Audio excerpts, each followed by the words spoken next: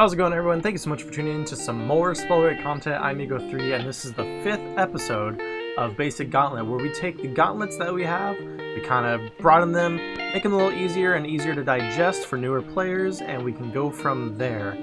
Today we're going to be talking about Conduit, the Lightning Gauntlet, so go ahead and sit back, relax, like, comment, subscribe, and I'll see you in game. As per usual, we have to talk about your spells and sorceries. Your spell looks like lightning bolts coming out of your hand. Your sorcery is a big lightning bolt that strikes the ground. This is the targeting for it, and as you can see, it kind of moves around with the highest elevation, and this is what it looks like. With that out of the way, we can get to the first skill, which is Potential Energy, which says your damage increases per consecutive hit.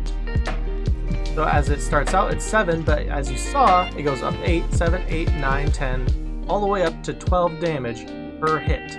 Now again, it goes back down to 7. As per usual, damage scales with Gauntlet. This is a rare gauntlet starting at 9 damage and going all the way up to 14 damage. And finally, a legendary gauntlet starting at 10 and going all the way up to 15 damage. Your next skill is called Overload. Casting your sorcery grants you an additional charge to your rune. So I have a Spring Step rune on right now, and as you can see, I have 2 because 1, I have Runic Fluency and I have just an additional charge. The moment I cast my sorcery, I gain a 3rd charge, which leads into my next point. Spring Step is an excellent rune to run with Conduit, meaning you can traverse tall objects with minimal issues. It's worth mentioning that this gauntlet is a long-range gauntlet. Your 3rd skill, Power Surge, allows you to cast your sorcery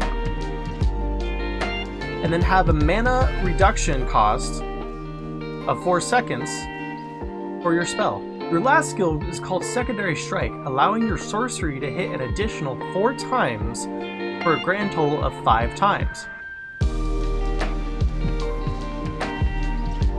Overall, this gauntlet is easy to use and rather straightforward. It requires a bit of accuracy to really kind of hone in on that damage that you can really see with Potential Energy. Overall, it has great mobility when you consider you can have a grand total of 3 rune charges. That could be a dash, a Spring Step, or even a Featherfall if you choose to. However, I'd be careful around Featherfall in flight, as it doesn't let you use your additional charge until you've hit the ground after flight or Featherfall. Thank you all so much for tuning in today. It really means a lot to me. Leave a comment for what you want to see in the future. Go ahead and like and subscribe as well if you're a new viewer. I kind of cover all things Spellbreak, and I'm looking to kind of branch out into what I can cover even further. With all that said though, I really hope you all have a wonderful day, and as always, peace.